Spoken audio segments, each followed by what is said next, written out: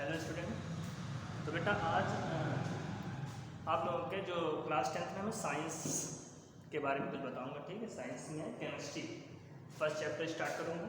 Chapter start करने से पहले यूपी बोर्ड में ये बता दे रहा हूँ बेटा कि जो 30% सिलेबस रिड्यूस हुआ है उसके बारे में थोड़ा बात कर लेते हैं। ठीक है, उसी के अकॉर्डिंग हम लोग अपनी पढ़ाई स्टार्ट करेंगे। ओके, तो पहले देखें 30% जो सिलेबस रिड्यूस हुआ है उसमें फिजिक्स में देखते हैं। फिजिक्स में क्या है, पहला आपका ये हेडिंग हटी है magnification and power of lens. ठीक है, मैग्निफिकेशन हट गया है और जो पावर ऑफ लेंस, आवर्धन और लेंस की क्षमता।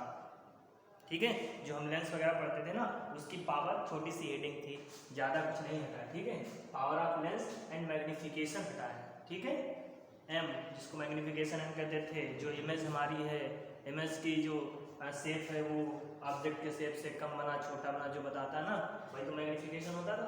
Magnification and lens, power of lens, ये दोनों हेडिंग्स आपकी हट गई।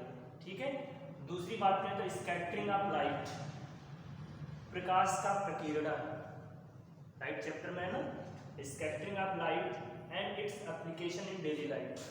प्रकाश का प्रकीर्णन और इसका जो दैनिक जीवन में उपयोग है, जो यूजर्स हैं, वो हमारे सिलेबस से हट गए हैं। तो स्कैटरिंग ऑफ लाइट, और जैसे इसका क्या होता था एग्जाम्पल, हम लोग जो इनके एग्जाम्पल पढ़ते थे वो नहीं पढ़ना है। आकाश नीला क्यों दिखता है, वाई स्काई सी ब्लू। ठीक है, क्यों नीला दिखता है, ये चीज़ें जो थी वो सब हमें नहीं पढ़ना है। ओके, इसके बाद बात करते हैं application of heating effect of electricity in daily life. Daily life में जो इलेक्ट्रिसिटी के इफेक्ट हैं जिनका यूज हो रहा था वो अब नहीं पढ़ना है। यानी कि हम लोग दैनिक जीवन में विद्युत के प्रभाव का उपयोग कौन कौन से बेटा, जैसे बल्ब है, जितने अप्लायंस हमारे थे, इलेक्ट्रिक आयरन है, हीटर है, ये चीज़ें नहीं पढ़ना है। इन्हीं में तो इलेक्ट्रिसिटी का इफेक्ट होता था, हीटिंग इफेक्ट ऑफ इलेक्ट्रिसिटी, यही तो होता था। हीटर में क्या होता था, रेजिस्टेंस हाई होता था, हीट प्रोड्यूस होती थी जिससे खाना वगैरह हम कुछ भी पका सकते हैं। बल्ब में क्या होता है, फिलामेंट लगा होता है, हीटिंग इफेक्ट होता है जिसकी वजह से लाइट प्रोड्यूस हो जाती है। ऐसे इलेक्ट्रिक आयरन में जो हम कपड़ों को प्रेस करते हैं, वो जितने अप्लायंस हैं ये सब हमको नहीं पढ़ने हैं, हमारे सिलेबस से हट गए। ठीक है, तो दैनिक जीवन में जो विद्युत के प्रभाव का उपयोग था ये हट गया। इसके बाद बात करते हैं advantage of AC in compare to DC। जो अल्टरनेटिंग करंट है उसके एडवांटेज क्या है इन कंपेयर टू DC के कंपेयर में, डायरेक्ट करंट के कंपेयर में अल्टरनेटिव करंट के एडवांटेज क्या हैं ये नहीं पढ़ना है। ठीक है, यानी प्रत्यावर्ती धारा के लाभ जो उत्कृष्ट धारा की तुलना में होते हैं वो नहीं पढ़ना है। ठीक है, और क्या बेटा, हाउस सर्किट, और जो हम लोग हाउस सर्किट बनाते हैं कि हाउस में कैसे कैसे हमारी सर्किटिंग होती है, इलेक्ट्रिसिटी कैसे जाती है, कैसे कनेक्शन होते हैं, सीरीज में होते हैं या पैरेलल में होते हैं हाउस के अंदर, वो नहीं पढ़ते हैं। ठीक है, जैसे हाउस में क्या होता है, पहले मीटर लगे होते हैं, उसमें बहुत सारे स्विच होते हैं। ठीक है, MCB वगैरह होती हैं, ये सब बताया जाता है। ठीक है, वो चीज़ें नहीं पढ़ना है हाउस अप्लायंस में। ठीक है, हाउस सर्किट में ये चीज़ नहीं पढ़ना। तो इतना ही सिलेबस बेटा आपका रिड्यूस हुआ है फिजिक्स में, तो ज़्यादा कुछ नहीं है, छोटे छोटे टॉपिक आपके हटे हैं। ठीक है, मेन वही है, ऐसा नहीं कि बहुत कुछ कम बेटा, ज़्यादा कुछ नहीं हुआ, सारा पढ़ना है भाई। Magnification and power of lens क्या था, छोटा सा टॉपिक था, बाकी तो सब कुछ पढ़ना ही है ना। स्कैटरिंग वो तो बहुत आसान थी हेडिंग, वो भी नहीं, वो भी गई। और एप्लीकेशन में आकाश नीला क्यों दिखा, ये चीज़ हटी है बस, बाकी चीज़ें तो पढ़नी है। रिफ्लेक्शन रिफ्रैक्शन क्या होता है, ये सब चीज़ पढ़ना हम लोगों ने। एप्लीकेशन आप ये चीज़ तो वैसे भी बहुत कम पढ़ते थे, और वही हटी है जो एक्स्ट्रा थी, हीटिंग, इलेक्ट्रिक आयरन, बल्ब वगैरह सब ये चीज़ें हैं। AC और DC में केवल एडवांटेज हैं और हाउस अप्लायंस, हाउस सर्किट है, ये चीज़ होती है। तो ज़्यादा कुछ नहीं होता, 30% होता है। मेन टॉपिक अभी आपके हैं, तो अच्छे से प्रिपेयर करो बेटा, पढ़ाई में मन लगाओ। पेपर आपके होने तय हैं। ठीक है, ऐसा नहीं कि घर में बैठे रहो, पेपर नहीं होंगे फिर प्रमोट कर दिए जाओगे, तो ऐसा नहीं कुछ होना है, पेपर होंगे। ठीक है, तो अच्छे से पढ़ाई करो। फिर बात करते हैं केमिस्ट्री में। केमिस्ट्री में पहला है properties of metal and non metal. जो मेटल, धातु और अधातुओं के जो गुणधर्म हैं, जो प्रॉपर्टीज हैं, वो आपके सिलेबस से हट गई। मेटल और नॉन मेटल के प्रॉपर्टीज, जो ब्रिटलनेस, डक्टाइल, लस्चर, ये चीज़ें जो होती थी ये सब हमको नहीं पढ़ना है। इनके जो प्रॉपर्टीज हैं वो चीज़ें नहीं पढ़ना है। इसके बाद फॉर्मेशन ऑफ आयनिक कंपाउंड। आयनिक यौगिकों का निर्माण, आयनिक यौगिकों का निर्माण कैसे होता है और इसकी प्रॉपर्टीज, इनके गुणधर्म, ये भी हमारे सिलेबस से हट गया है, ठीक है केमिस्ट्री में। दूसरा बात करते हैं initial trial of classification of element, तत्वों के जो प्रारंभिक प्रयास थे वर्गीकरण के वो हट गए हैं। तत्वों के वर्गीकरण के प्रारंभिक प्रयास, तत्वों के वर्गीकरण के प्रारंभिक प्रयास हट गए। प्रारंभिक प्रयास में क्या थे, जैसे लेवेजियर थे, वो आए तो कैसे कैसे उन्होंने इनको क्लासिफाई किया। फिर डोबेनियर थे, न्यूलैंड्स थे, ये चीज़ें सब हट गई। यानी कि Newlands trial, Dobereiner trial and Newlands theory of active, ये सारा आपके सिलेबस से हट गया है। किस वाले चैप्टर में, क्लासिफिकेशन ऑफ एलिमेंट, तत्वों के वर्गीकरण से। यानी एक तरीके से आपको मेंडलीव को ही पढ़ना है। मेन फोकस हमारा कहाँ होगा, मेंडलीव की थ्योरी पे, ठीक है। मेंडलीव की क्लासिफिकेशन जो टेबल है उसको केवल पढ़ना है, बाकी सब आपके हट गए। न्यूलैंड्स और तुम्हारा न्यूलैंड्स भी हट गया है, और तुम्हारा डोबेनियर भी हट गया है, और लेवेजियर वगैरह ये सब हट गए हैं, ठीक है। तो मेन टॉपिक हमारा क्या बचा, मेंडलीव को पढ़ना है, मेंडलीव पे ज़्यादा फोकस करना है।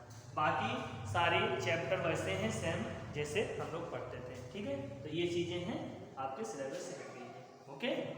तो अब इसके बाद बेटा आपका स्टार्ट होगा चैप्टर केमिस्ट्री में। आज हम चैप्टर स्टार्ट करेंगे first chapter chemical reaction and equation, ठीक है। केमिकल रिएक्शन एंड इक्वेशन के बारे में बात करेंगे केमिस्ट्री में।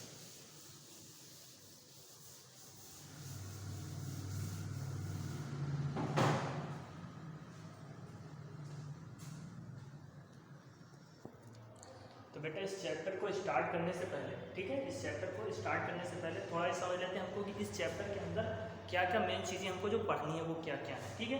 तो हमने कुछ बेसिक 10 पॉइंट लिखे बेटा, ये हमको बेसिक पढ़ना है, इम्पॉर्टेंट है हमारे लिए, ठीक है। यही चीज़ें, और आपका सबसे छोटा चैप्टर भी है, बस इतना ही कुछ पढ़ना, बाकी चैप्टर आपका कंप्लीट, ठीक है। ज़्यादा कुछ नहीं पढ़ना कि सारे नोट्स बना के प्रिपेयर करो, बहुत है। अब आपके पास ज़्यादा टाइम नहीं है, तो मेन मेन चीज़ों पर हम फोकस करेंगे और केवल वही पढ़ना होगा, ओके। तो जैसे बात करें तो पहला है बेटा केमिकल रिएक्शन, रासायनिक अभिक्रियाएँ क्या होती है, रासायनिक अभिक्रिया क्या है, ठीक है, ये पढ़ना है। केमिकल इक्वेशन, रासायनिक समीकरण क्या होती है, केमिकल इक्वेशन ये है। फिर बैलेंस केमिकल इक्वेशन, संतुलित रासायनिक समीकरण, बैलेंस करना होता है भैया। रासायनिक समीकरण यानी केमिकल इक्वेशन लिखेंगे तो उसको बैलेंस भी करना होगा, ये चीज़ें हम पढ़ेंगे। इसमें बैलेंस करेंगे, यहाँ पर केवल हेडिंग में। उसके बाद हम मेथड भी बताएंगे कैसे बैलेंस किया जाता है। उसके बाद टाइप्स ऑफ केमिकल रिएक्शन, रासायनिक अभिक्रियाओं के कितने में प्रकार हैं, टाइप हैं। तो बेटा बेसिकली आपके 4 टाइप यहाँ पर पढ़ने हैं तो बहुत सारे टाइप, लेकिन जो मेन है वो केवल 4 होते हैं। कौन कौन से, कॉम्बिनेशन, संयोजन अभिक्रिया, डिकम्पोजिशन, इसको कहते हैं विघटन अभिक्रिया या वियोजन, ठीक है, विघटन या वियोजन, इसको कहते हैं संयोजन, लिख लेना, हिंदी में बोल रहा हूँ बेटा, इसको कहते हैं विघटन या वियोजन। फिर है डिस्प्लेसमेंट, प्रतिस्थापन अभिक्रिया, क्या कहते हैं, प्रतिस्थापन अभिक्रिया। दूसरा और चौथा क्या, डबल डिस्प्लेसमेंट, जिसको हम कहते हैं द्विविस्थापन, ठीक है, इसको विस्थापन या प्रतिस्थापन कहते हैं, इसको द्विविस्थापन, ठीक है, डबल, 2 बार विस्थापन होता है। तो ये चीजें हैं, ये पढ़ना। इसके अंदर डिकम्पोजिशन भी बहुत सारे होंगे, थर्मो डिकम्पोजिशन, इलेक्ट्रोलिसिस और ये फोटोलिसिस, ये बहुत सारी हैं, वो इसी के अंदर आएंगे, उनको सब हेडिंग में हम बता देंगे क्या क्या होते हैं, ठीक है। मतलब मेन आपको ये 4 टाइप पढ़ने हैं। इसके बाद पढ़ते हैं रेडॉक्स रिएक्शन, ये इसका टाइप नहीं बेटा, ये इसी के अंदर होता है रेडॉक्स रिएक्शन, अलग से कुछ नहीं कि ये टाइप ऑफ रिएक्शन हो गया, नहीं बेटा, टाइप ऑफ रिएक्शन यही होता है, इन्हीं के अंदर भाई कॉम्बिनेशन होगा तो उसी में रेडॉक्स रिएक्शन भी होती रहती है, उसी के अंदर चीज आता है। तो मेन ये है 4 टाइप के, अगर कोई पूछे रिएक्शन कितने टाइप होते हैं बेटा, तो 4 टाइप की केवल बताएंगे, combination, decomposition, displacement and double displacement, ठीक है। इसके बाद रेडॉक्स रिएक्शन आता है, रेडॉक्स रिएक्शन के अंदर हम लोग पढ़ेंगे ऑक्सीडेशन एंड रिडक्शन, इसी के अंदर ऑक्सीडाइजिंग एजेंट और रिड्यूसिंग एजेंट भी पढ़ेंगे, ठीक है। ये ऑक्सीडाइजिंग एजेंट और रिड्यूसिंग एजेंट क्या होते हैं, बहुत ही इंटरेस्टिंग चैप्टर बेटा, पहले ये समझ लेते हैं समरी क्या क्या पढ़ना है, ठीक है, उसके बाद बताते हैं। फिर एक्सोथर्मिक एंड एंडोथर्मिक रिएक्शन, अच्छा रेडॉक्स रिएक्शन को हिंदी में भी रेडॉक्स ही कहते हैं बेटा, ऑक्सीडेशन और रिडक्शन को हिंदी में ऑक्सीकरण और इसको बोलते हैं उपचयन या अपचयन क्रिया, ठीक है। ऑक्सीडाइजिंग एजेंट इसको क्या कहेंगे, ऑक्सीकारक और इसको अपचायक, ठीक है, ये चीज बन गया। एक्जोथर्मिक उष्माक्षेपी एंड एंडोथर्मिक उष्माशोषी, ठीक है। प्रेसिपिटेशन रिएक्शन, अवक्षेपण क्रिया, ठीक है, अवक्षेपण क्रिया भी इसी के अंदर एक छोटा सा पॉइंट है, वो भी देखेंगे। फिर मेन जो है आपका कोरोजन एंड रेसिडिव, ठीक है, संक्षारण और विकृत गंधिता, संक्षारण और विकृत गंधिता, हिंदी वाले देखें कुछ मिल जाएंगे, ठीक है। फिर कैटलिस्ट, उत्प्रेरक जिसे बोलते हैं, ठीक है, कैटालिटिक रिएक्शन भी पढ़ेंगे हम लोग। तो ये मेन 10 पॉइंट बेटा जो आपको पढ़ने हैं, ठीक है, और बहुत ही अच्छा चैप्टर है, ठीक है, इसको पढ़ते हैं।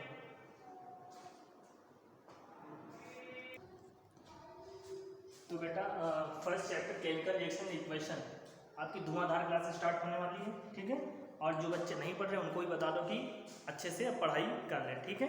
तो देखो पहला इसमें बात करते हैं बेटा चेंजेस।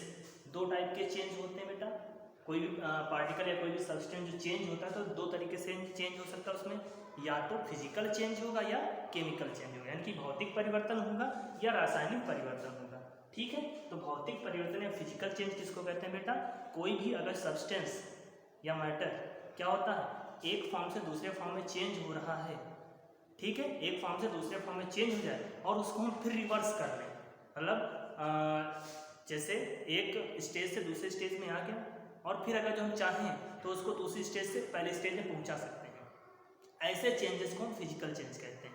मतलब फिजिकल चेंज में हम इजीली मटेरियल को या सब्सटेंस को अपनी ओरिजिनल पोजीशन में पहुंचा सकते हैं, रिवर्स कर सकते हैं, ठीक है। बट केमिकल चेंज में क्या होता है, एक बार अगर जो मैटर या सब्सटेंस आपका चेंज हो गया, दूसरे फॉर्म में आ गया, तो उसको हम इजीली इनिशियल पोजीशन में नहीं पहुंचा पाते हैं, ठीक है।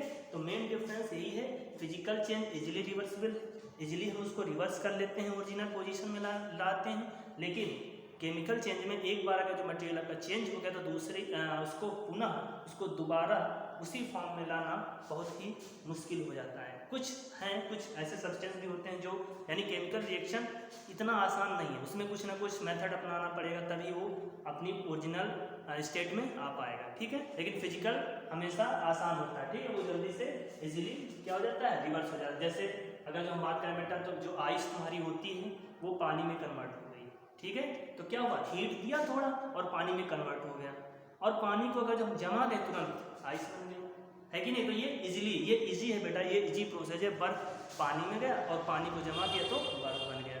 लेकिन केमिकल रिएक्शन की बात करें, जैसे लकड़ी लाए, कोयला लाए, जला दिए, ठीक है, और जलने के बाद क्या हो गया, वहाँ तो राख बन गई, धुआं बन गया, अब क्या वो कोयला बन पाएगा, नहीं बन पाएगा ना।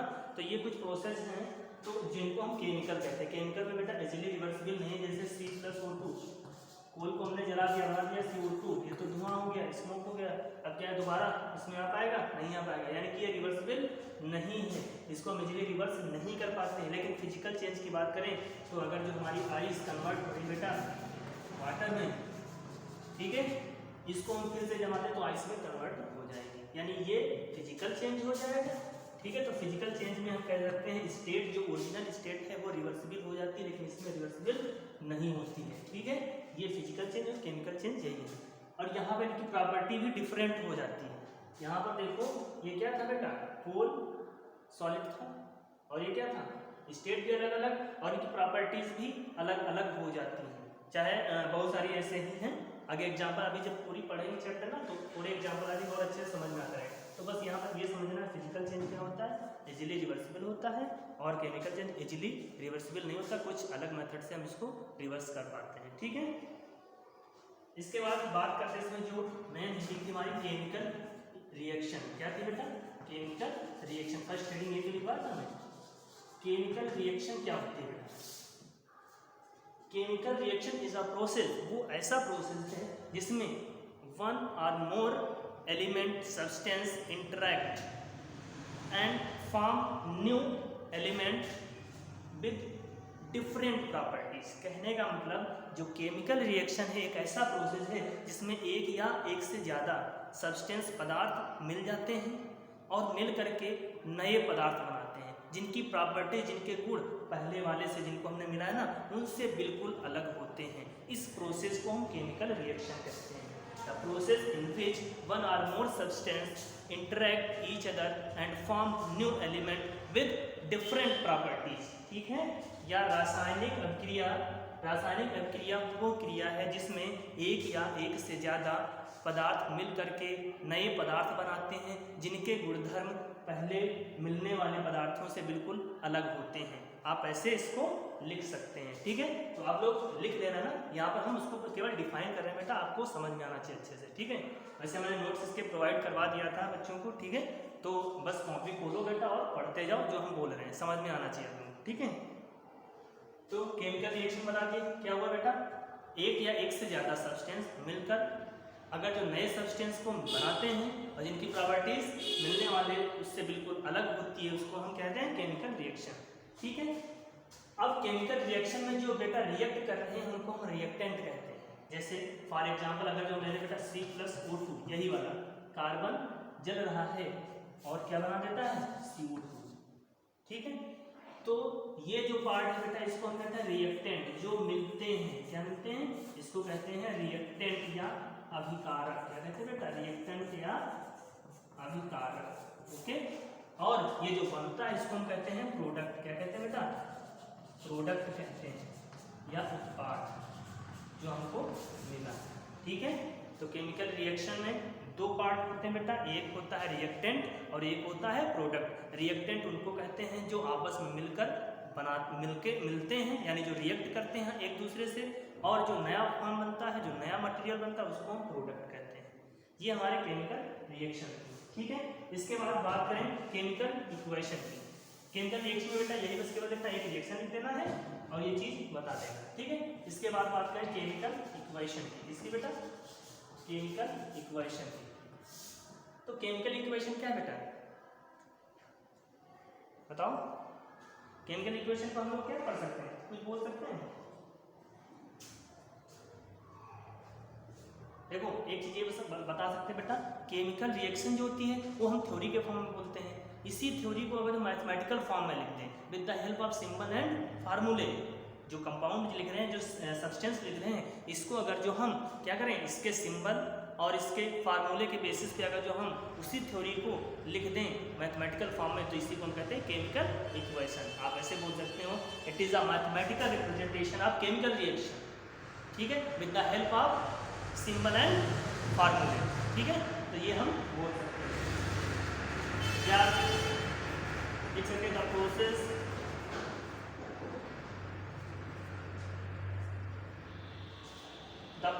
of representing symbolic form of chemical reaction। ठीक है, ये बोल सकते हो, या इसका और भी टाइप अच्छा अगर जो लिखना चाहे इसको तो ये भी लिख सकते हैं।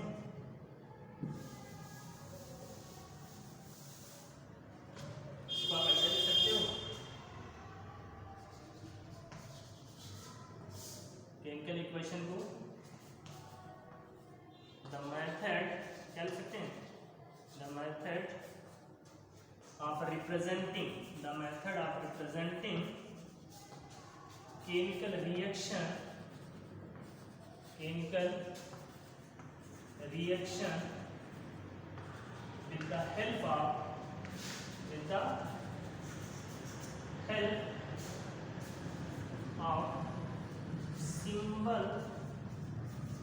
symbols and formulae।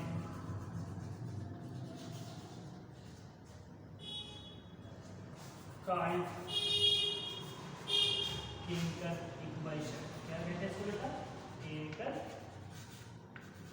इक्वेशन। तो बहुत छोटी सी डेफिनेशन है, the method of representing chemical reaction with the help of symbol and फार्मूले कॉल्ड केमिकल इक्वेशन। ठीक है, यानी कि वो विधि रासायनिक अभिक्रिया को प्रेजेंट दर्शाने की वो विधि जिसमें हम उसको सिंबल प्रतीक और सूत्रों, गणितीय सूत्रों या सब्सटेंस के सूत्र की हेल्प से लिखते हैं, की मदद से लिखते हैं, उसको हम क्या कहते हैं, रासायनिक समीकरण कहते हैं। इसको रासायनिक समीकरण कहते हैं। ठीक है बेटा,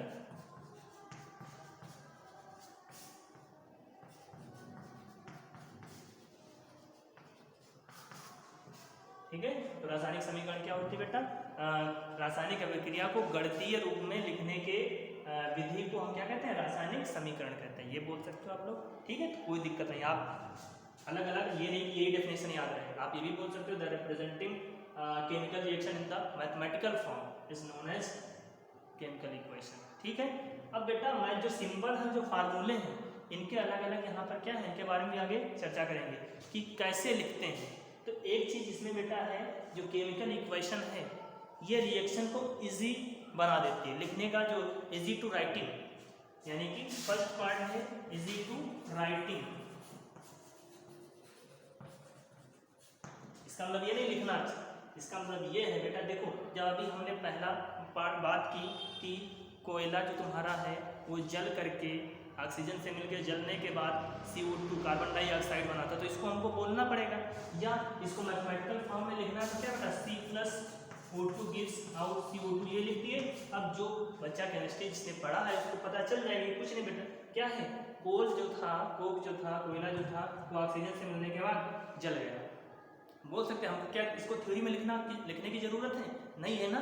इसीलिए जो तुम्हारा केमिकल इक्वेशन होता है वो मोर इन्फॉर्मेटिव भी बनाता है। जो केमिकल रिएक्शन है उसको हम इतना नहीं बता पाएंगे, उतना बताने के लिए पूरा पेज भर जाएगा, लेकिन इसको हम एक ही लाइन में हर चीज़ बता सकते हैं कि केमिकल रिएक्शन किस टाइप की है, कौन से सब्सटेंस हैं, किस स्टेट में सब्सटेंस हमारे इंटरेक्ट कर रहे हैं और क्या क्या हो रहा है, क्या प्रोडक्ट बन रहा है, ये चीज़ें हम केवल एक ही लाइन में बता देंगे। और अगर जो केमिकल रिएक्शन लिखते बेटा, थ्योरी पूरी लिखते तो बहुत ही लेंदी हो जाता है, ठीक है। यानी इसको इजी बनाता है, लिखने के तरीके को इजी बनाता है, मोर इन्फॉर्मेटिव देता है। स्टेट के बारे में भी ये बता देता है, क्या होता है बेटा, स्टेट क्या होता है, ये अगर जो सॉलिड है तो क्या होगा, S लिख के आएगा, गैस है तो G लिख देंगे, ये गैस है भी G। यानी कि अगर जो बात करें representing of chemical equation, chemical equation को कैसे रिप्रेजेंट किया जाता है, तो उसको रिप्रेजेंट करने के तरीके क्या है बेटा, केमिकल इक्वेशन को representing of chemical reaction, chemical equation रासायनिक समीकरण को दर्शाने के या लिखने के तरीके क्या है, इसमें क्या क्या होता है बेटा। तो सबसे पहले रासायनिक जो केमिकल इक्वेशन में होता है, इसमें बीच में बेटा एरो लगा होता है, क्या लगा होता है, एरो लगा होता है। और जैसे मैग्नीशियम है बेटा प्लस O2 मिलके MgO बना देता है, ठीक है।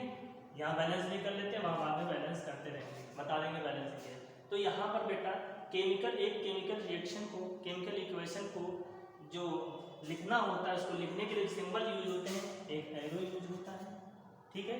और जब एक से ज़्यादा रिएक्टेंट या एक से ज़्यादा प्रोडक्ट बनते हैं तो उनके बीच हम प्लस साइन लगाते हैं। कौन सा साइन लगाते हैं बेटा, प्लस साइन लगाते हैं। एरो क्या दिखाता है, एरो ये दिखाता है कि ये दोनों मिलकर ये प्रोडक्ट, ये इसकी डायरेक्शन को दिखाता है कि रिएक्शन हमारी इधर की ओर परफॉर्म कर रही है, यानी ये प्रोडक्ट है ये बन रहा है इनकी हेल्प से, ठीक है। तो एरो क्या बताता है, एरो इंफॉर्मेशन देता है कि Mg और O2 दोनों मिल करके MgO बना रहे हैं, प्रोडक्ट की तरफ हमेशा हेड इसका रहेगा। इस डायरेक्शन को बताता है कि रिएक्शन किस डायरेक्शन में हो रही है, ये चीज बताता है, ठीक है। और इनको हम रिएक्टेंट कहते थे बेटा, और इनको हम क्या कहते थे, प्रोडक्ट कहते थे, ठीक है। और देखो केमिकल इक्वेशन क्या इन्फॉर्म देती है, क्या इन्फॉर्मेशन देती है, तो ये भी Mg अगर जो बेटा सॉलिड है तो ये S लिख देते हैं, ये गैस है, गैसियस फॉर्म हो तो क्या होती है, गैस है। और जो MgO बना ये क्या है, ये भी हमारा एक सॉलिड फॉर्म बन जाता है, तो इसको ऐसे लिख देंगे, ठीक है। ऐसे ही हम ये चीजें लिखते हैं, यानी कि ये जो केमिकल इक्वेशन ये स्टेट के बारे में ही बताता है, क्या बताता है, स्टेट के बारे में बताता है। और क्या, फर्स्ट बात करें तो ये स्टेट के बारे में, केमिकल इक्वेशन का यूज, केमिकल इक्वेशन कौन कौन सी इंफॉर्मेशन देता है, तो पहली बात ये बेटा स्टेट के बारे में बताता है। दूसरा कलर, ठीक है, किस कलर में कोई प्रोडक्ट बना वो भी हम इसी केमिकल इक्वेशन से पता चल जाएगा, ठीक है। स्टेट हो गया केमिकल इक्वेशन। और क्या बता देता है बेटा, और इवोल्यूशन ऑफ हीट बताता कि हीट प्रोड्यूस हो रही कि नहीं हो रही, एंड इवोल्यूशन ऑफ हीट की बात भी ये करता है। उष्मा का उत्पन्न होना या अवशोषण होना, ये चीजें सब इन्हीं से हमको मिल जाता है। इसमें बेटा अगर जो जैसे इसके पहले था C+O2 = CO2, तो यहाँ पर हम एक एरो बना देते हैं ऊपर की तरफ। ये एरो ये दिखाता है कि ये जो प्रोडक्ट बना वो गैसियस फॉर्म है, गैस हमेशा ऊपर उड़ती है, तो ये गैसियस फॉर्म हो गया, ठीक है। लेकिन अगर जो कोई सॉलिड बन गया जो किसी सॉल्यूशन में पृथक हो जाता, अलग हो जाता है, जिसको हम प्रेसिपिटेट कहते हैं। जैसे क्या बनाते हैं, CaCO3 जो बनता है बेटा, CaCO3, ये हमारा अलग हो जाता है। तो इसको हम इक्वेशन में कुछ ऐसे दिखाते हैं, नीचे की तरफ एरो। तो नीचे की तरफ जो एरो होता है वो प्रेसिपिटेशन को दिखाता है, ठीक है, कि कौन सा प्रेसिपिटेट बन के आया है। प्रेसिपिटेट क्या होता है, ठोस कोई सॉलिड बनेगा तो सॉल्यूशन में नीचे जाके बैठ जाएगा, गैस होगी तो ऊपर उड़ेगी। इसलिए गैस के लिए एरो ऊपर क्यों दिखाते हैं और प्रेसिपिटेट के लिए नीचे की तरफ दिखाते हैं। ये केमिकल इक्वेशन में जो सिंबल यूज है उनके बारे में हम बात कर रहे हैं। तो सबसे पहले एक एरो होता है जो ये दिखाता था, हमने प्लस साइन बता दिया। प्लस साइन क्या होता है, रिएक्टेंट या प्रोडक्ट जब एक से ज़्यादा होते हैं तो उनको एक साथ कंबाइन करने का तरीका है। केमिकल इक्वेशन हमारी स्टेट के बारे में बताती है, कलर के बारे में बताता है, इवोल्यूशन ऑफ हीट के बारे में बताता है, टेम्परेचर के बारे में बताता है। यहाँ पर टेम्परेचर कभी कभी लिख देते ना कि किस टेम्परेचर पर इसको हम हीट कर रहे हैं या कुछ कर रहे हैं, ये चीज़ें ये बताता है, ठीक है। ये केमिकल इक्वेशन कौन कौन सी इंफॉर्मेशन देता है, ये चीज़ क्वेश्चन आ जाए, which type of information gives chemical equation, तो हम ये बता सकते हैं, ठीक है।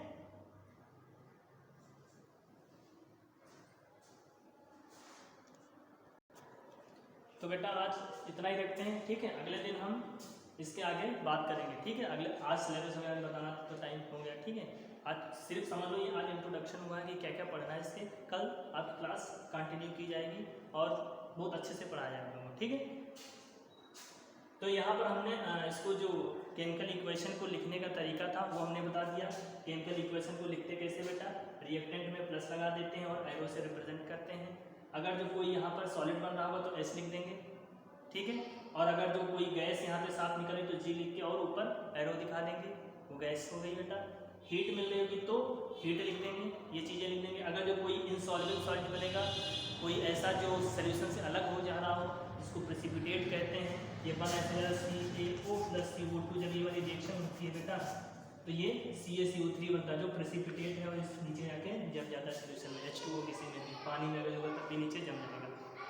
तो एरो नीचे की तरफ दिखाएंगे और गैस बनेगी तो एरो ऊपर की तरफ दिखाएंगे। कोई लिक्विड अगर जो मिल रहा है बेटा, जैसे H2 + O2 मिलके क्या बन गया बेटा, H2O। इसको हम L से दिखाएंगे। H2 हमारी गैस थी, ये भी गैस थी, तो ये H2O बन गया। अब देखो ये गैस ये बन गया लिक्विड, स्टेट भी चेंज और इनकी प्रॉपर्टी भी चेंज। ये गैस की और लिक्विड की प्रॉपर्टी अलग अलग होती है, ठीक। तो यहाँ पर प्रॉपर्टीज भी चेंज हो जाती हैं इसकी। तो केमिकल रिएक्शन में प्रॉपर्टीज वगैरह डिफरेंट प्रॉपर्टी चेंज हो जाती है, जो हमने केमिकल चेंज बताया था, ठीक है।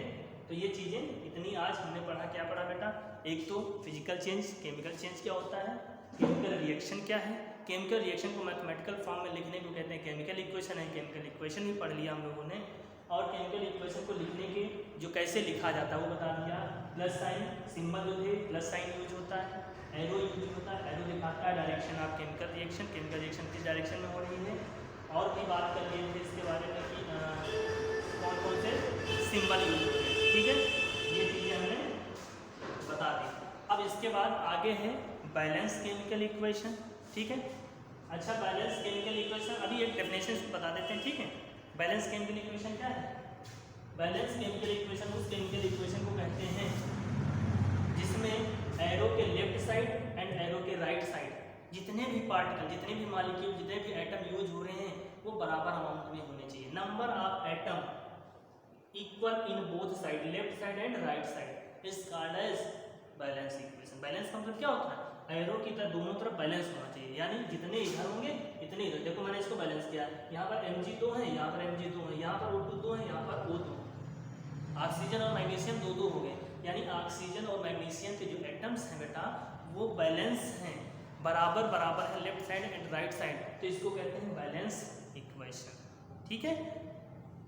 बैलेंस करने के जो तरीके हैं वो हम लास्ट लेक्चर में बात करेंगे, ठीक है। उसके मेथड बताएंगे कैसे कैसे बैलेंस किया जाता है, ओके।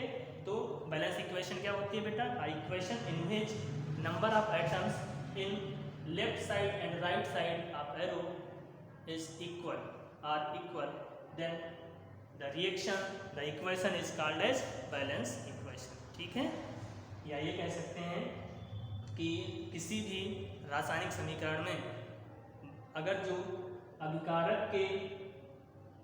अभिकारक की संख्या और उत्पाद में जो परमाणु हैं उनकी संख्याएं अगर जो बराबर हैं तो उस रासायनिक समीकरण को हम संतुलित रासायनिक समीकरण कहते हैं, ठीक है।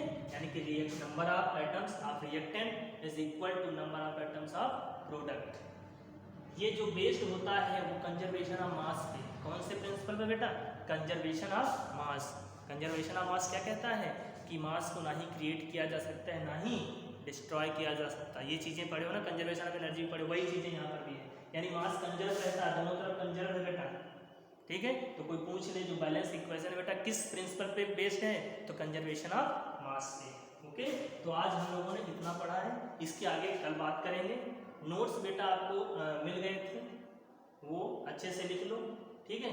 और जो हम पढ़ाते हैं तो कॉपी खोल के बैठो और जो हम समझा रहे हैं उसको पढ़ते रहो, ठीक। तो अच्छे से समझ में आएगा, ओके। तो thank you, have a nice day बेटा। आज बाय रखते हैं, अगले दिन अगली बात धुआंधार क्लास के साथ चलेंगे।